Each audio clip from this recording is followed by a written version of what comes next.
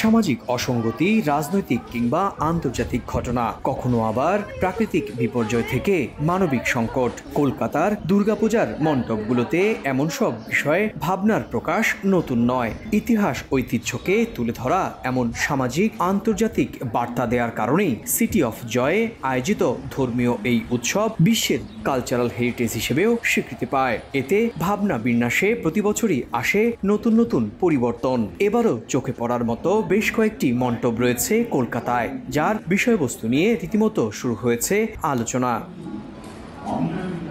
যেমন বালিগঞ্জ কালচারালের মণ্ডপের থিম এবার আরশিনগর। আয়নায় যা দেখা যায় না তা দেখা যায় বিবেকে, অর্থাৎ মায়ের প্রতিমা দর্শনের উপলব্ধিতে। আর এমন বোধ খুঁজতে পূজা শুরুর আগেই ভিড় এই মণ্ডপে।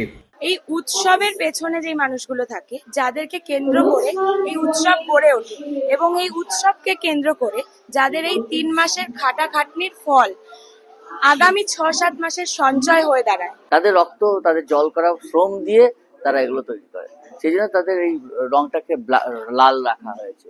আমাদের মাতৃ প্রতিমা, তার সামনে দাঁড়ালে উপলব্ধি হবে যেন আমরা নিজের মধ্যে নিজেকে দেখতে পাচ্ছি। বৃষ্টি আমাদের জন্য কোনো ফ্যাক্টর না। যখন ঘুরতে বেরিয়েছি মন প্রাণ দিয়ে ঘুরবো, বন্ধুদের সাথে বেরিয়েছি মজা করার জন্য, মানে কোনো ন্যাচারাল ফেনোমেনা আমাদের আটকাতে পারবে না। যে মানুষগুলোর ওপর নির্ভর করে দুর্গা দেবী পূজিত হন তারা হলেন প্যান্ডেল কিংবা আলোকসজ্জার সঙ্গে সংশ্লিষ্টরা।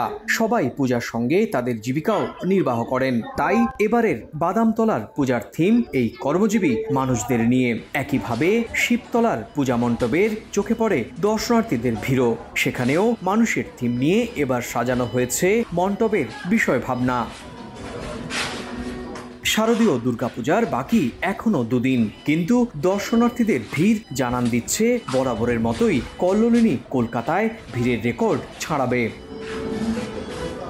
সুব্রত আচার্য, সময় সংবাদ, কলকাতা।